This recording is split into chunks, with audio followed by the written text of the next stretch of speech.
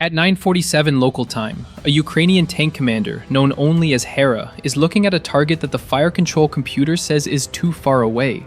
5,300 meters, 3 1/3 miles of open farmland, morning haze sitting at roughly 400 meters elevation, a Russian BMP-2 infantry fighting vehicle sitting stationary on a ridgeline inside Russian territory, inside Russia itself. Because Hera's tank is 7 kilometers into the Kursk Oblast incursion, which means the rules of this war have changed in ways nobody fully prepared for.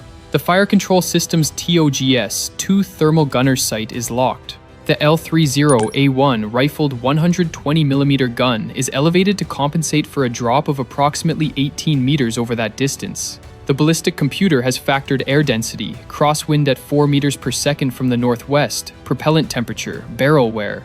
Everything checks out. The computer says it's a valid firing solution. The computer has also never made a shot at this range in combat. Nobody has. The Challenger 2's longest confirmed kill in its entire operational history before this morning was 4,700 meters during Operation Desert Storm in 1991, itself considered extraordinary. That record stood for 33 years. Hera squeezes the trigger. To understand what happens next, you need to understand what the L30A1 actually is, and why it's different from every other tank gun on the battlefield. Every Western main battle tank in Ukraine, the Abrams, the Leopard 2, uses a smoothbore 120mm gun. Smoothbore means the barrel's interior is featureless, no grooves, which allows it to fire fin-stabilized ammunition at very high muzzle velocity. Fast, flat trajectory, excellent penetration. The shells fly straight and don't spin. The Challenger 2's L30A1 is rifled. The barrel has a spiral of grooves cut into the bore, 48 of them, that impart spin to the projectile as it exits. Like a perfect spiral thrown by a quarterback, the spin stabilizes the shell through its flight and makes it dramatically more accurate at long range. The trade-off is that rifled guns can't fire the same fin-stabilized ammunition as the Abrams or Leopard 2. The Challenger's ammunition is a proprietary system, separate charge and projectile loaded in 2 steps, and the stocks in Ukraine can only be resupplied from Britain. There are 14 Challenger 2s in this country. There are not many spare barrels. Every round fired is a round that cannot be easily replaced. Hera knows all of this. He fires anyway. The Charm 3 depleted uranium penetrator leaves the barrel at 1,534 meters per second, spinning at approximately 3,000 rotations per second, and begins a parabolic arc toward a target 5.3 kilometers away that it will reach in approximately 4.1 seconds. During those 4.1 seconds, the BMP-2's crew has no warning.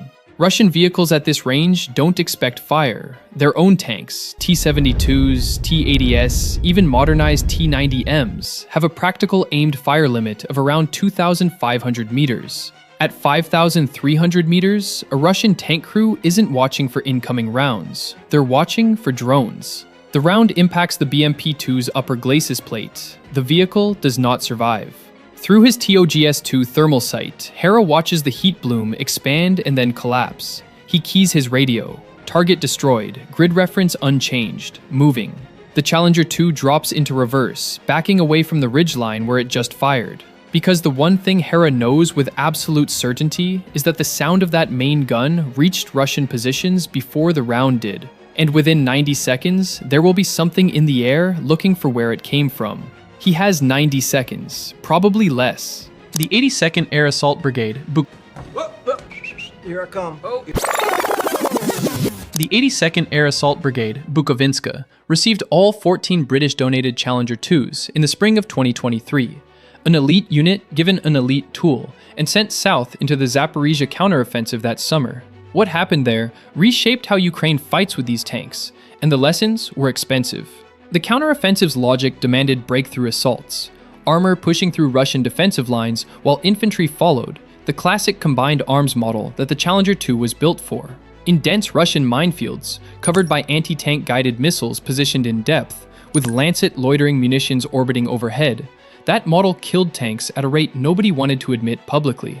On the 4th of September 2023, the brigade lost its first Challenger 2. The sequence was a preview of everything that would follow in this war. A mine immobilized the tank. The fire in the rear fuel tank forced the crew to evacuate. While the four men ran, an empty tank worth 5 million pounds sat stationary in a minefield. A Russian Lancet drone found it 40 minutes later. The crew survived, the tank did not. The lesson wasn't that the Challenger 2 was weak. The lesson was that no tank survives being immobilized in a minefield under drone cover. The lesson was about doctrine, not armor. By the time of the Kursk incursion in August 2024, the 82nd Brigade had rewritten every engagement procedure around that understanding. The Challenger 2 no longer leads assault columns. It fires from cover. It moves immediately after firing. It never stays in one position for longer than a confirmed enemy drone can respond, which, depending on the drone type, means 90 seconds to 3 minutes from the moment of a gun discharge. The tank had been redesigned by war from a breakthrough weapon into something the crews call a long-range sniper, which is exactly what the 5,300-meter shot proved the L30A1 rifled gun was always built to be. The war didn't break the Challenger 2. It found the Challenger 2's actual purpose.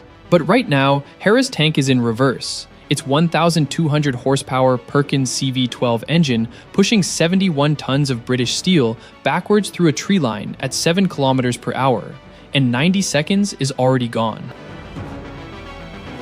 At 9:49, the drone warning comes from the overhead Mavic reconnaissance element that's been orbiting at 400 meters throughout the engagement. Hera, Sokil, contact 1 Lancet 2 kilometers northeast, descending, targeting your previous position. Previous position, that's the key word. The tank is no longer there. Hera made it 110 meters into the tree line before the warning arrived. Through the commander's sight, he watches his old firing position on the ridgeline. The Lancet arrives 22 seconds later, a small delta-winged shape diving at roughly 80 meters per second. Its optical seeker is locked onto the thermal signature of the disturbed soil and vegetation, where 71 tons of tank sat 140 seconds ago. The warhead detonates against empty ground.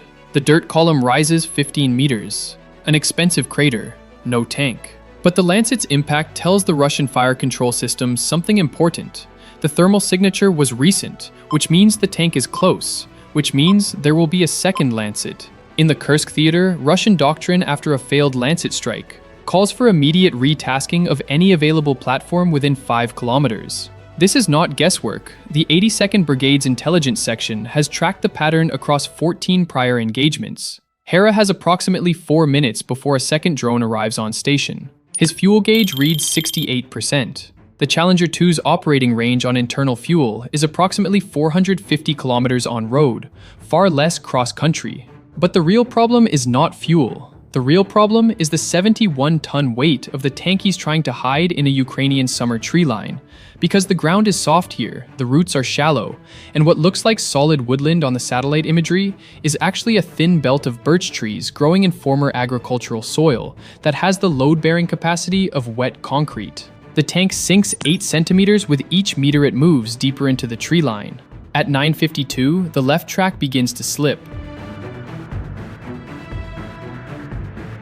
Weight is the Challenger 2's original sin, and everyone who has ever driven one in Ukraine will tell you about it within 30 seconds of being asked. 71 tons fully equipped. The Leopard 2 A6 is 62 tons. The Abrams M1A2 is 62.5 tons. The Challenger 2 is the heaviest main battle tank currently operated by any NATO nation, and those extra 8 to 10 tons are not evenly distributed. The Dorchester composite armor package that makes this tank's frontal protection effectively proof against every anti-tank guided missile in the Russian inventory until something finds the roof or the rear deck, adds concentrated mass to the turret and upper hull. That mass is what saved a crew in 2024, when a Russian Ka-52 helicopter fired a Vickers missile at a Challenger 2 operating near Kherson. The Vickers is a laser beam riding anti-tank missile with a tandem warhead rated to penetrate 750 millimeters of rolled homogeneous armor equivalent after defeating reactive armor. The Dorchester package absorbed the impact.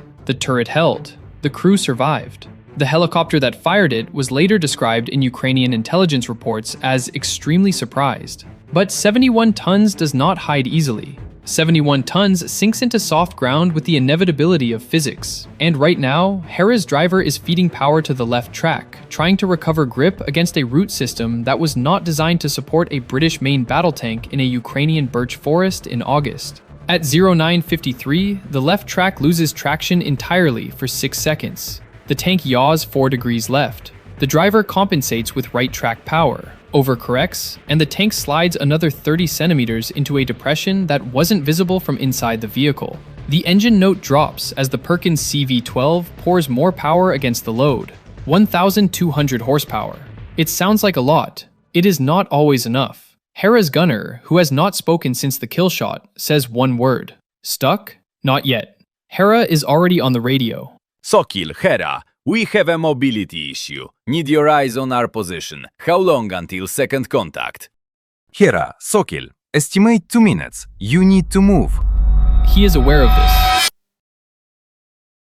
The Challenger 2's driver has a technique for soft ground that British instructors passed to Ukrainian crews during the 2023 training program at Bovington. Rock the tank, alternate power between tracks in short bursts. Let the ground compact slightly under each surge before committing weight. It works on clay, it sometimes works on sand. In a birch forest with 8 centimeters of topsoil over compacted agricultural substrate, it generates 4 seconds of forward motion before the left track loses grip again. At 9:54, Hera makes the call that every tank commander dreads making. All stations, Hera, we are mobility degraded. Do not send recovery assets. We are working the problem. Do not send recovery assets. That phrase means, do not expose a tow vehicle and its crew to the drone threat above us while we're still trying to solve this ourselves. It also means, if the second Lancet arrives in the next 90 seconds, we're taking the hit, and the recovery question becomes a different question entirely. The loader, who has been quiet throughout, starts the process of verifying ammunition status. The Challenger 2's separate loading ammunition is stored in armored bins on the left side of the turret, propellant charges on the right. The blowout panels that an Abrams or Leopard has, designed to vent an internal explosion upward through the roof and away from the crew, do not exist in the Challenger 2's current configuration. If a penetrating hit reaches the charge bins, the overpressure goes sideways into the crew compartment. This is the fact Ukrainian crews don't discuss often, but all of them know. The gunner is already rotating the turret northeast, searching for the inbound second drone. The TOG's 2 thermal sight can detect a Lancet-class drone at approximately 1.2 kilometers in good thermal contrast conditions. The morning heat is building, contrast is improving. Hera, Sokil, contact, second Lancet, 1.8 kilometers northeast, same approach vector. The seeker on the second Lancet has been given the updated thermal signature from the first one's pre-impact data. Not the original firing position, but the heat bloom that extended into the tree line as the tank moved. The second drone is targeting the center of that thermal smear. It is targeting, approximately, the middle of the birch forest where Hera's tank is currently stuck. The driver feeds emergency power. The Perkins CV-12 delivers everything it has. 71 tons lurch forward 40 centimeters. The left track grips, slips, grips again. 1.8 kilometers at 80 meters per second, 22 seconds. The tank moves 2 meters forward. The left track finds solid root mass and holds. At 09:55 and 14 seconds, the tank moves 4 meters in a single surge. The depression releases the hull. The tree line opens slightly ahead, and Hera's driver takes the tank hard left, behind a denser stand of birch, changing the thermal profile from the drone's approach vector with 8 seconds to spare. The second Lancet impacts 11 meters from the tank's last position. The blast radius of the Lancet's warhead against a tank at 11 meters is not lethal. The shape charge is optimized for top attack penetration, not lateral blast. Fragments rattle against the Challenger 2's left side armor. One fragment strikes the external fuel drum on the left fender and punctures it. Diesel begins to leak. The crew is intact. The gun is intact. The fuel drum is not. At 9:58, Hera's radio At 9:58, Hera's radio carries the voice of the Brigade Operations Officer 3 kilometers west. Hera, Ops, assess your status. He takes a breath. His gunner is already rescanning the northeastern approach. His driver is watching the ground ahead with the focused attention of a man who just spent 90 seconds deciding whether they were about to die. His loader is checking the charge bins one more time, because that is what you do after a near miss. Ops, Hera, 1 mobility incident, resolved.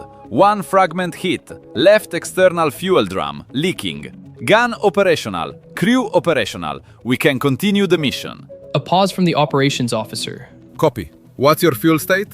62% internal. External drum compromised. Estimate -15% effective range cross-country. Copy. Recommend you move to phase line Amber and hold. We have a second tank element 800 meters south of your position. Hera looks at his tactical display. Phase line Amber is a tree line 1.4 kilometers west. Better concealment, firmer ground, a pre-planned firing position with 3 exit routes. His tank's range is now sufficient to reach it with margin. The BMP-2 at 5,300 meters is already debris. Moving to Amber. Out. The Challenger 2 turns west, back through the birch tree line, back toward the fighting position that was planned before any of this happened. The leaking fuel drum leaves a thin trail on the forest floor. The engine note drops from the emergency register to the normal operating tone, still loud, still enormous, but no longer running against its own limits. Through the commander's sight, Hera watches the northeastern tree line for a third drone. There isn't one, yet. The mathematics of this engagement, when the 82nd Brigade's intelligence section runs them that evening, will show that the Challenger 2 fired 1 round, struck a target at the longest confirmed combat range of any tank in this war, evaded 2 Lancet strikes, and extracted with a crew of 4 and a gun that works. The BMP-2 at 5,300 meters is the data point that will appear in press releases and international news reports. The 90 seconds of reversed driving, the 6-second track slip, the 8 seconds of margin before the second Lancet, those numbers will appear only in the after-action report that nobody outside the 82nd Brigade will read. The shot that shouldn't have been possible was the easy part. Getting the tank home after making it, that was the job nobody told them about when they handed over the keys at Bovington. Bye for now.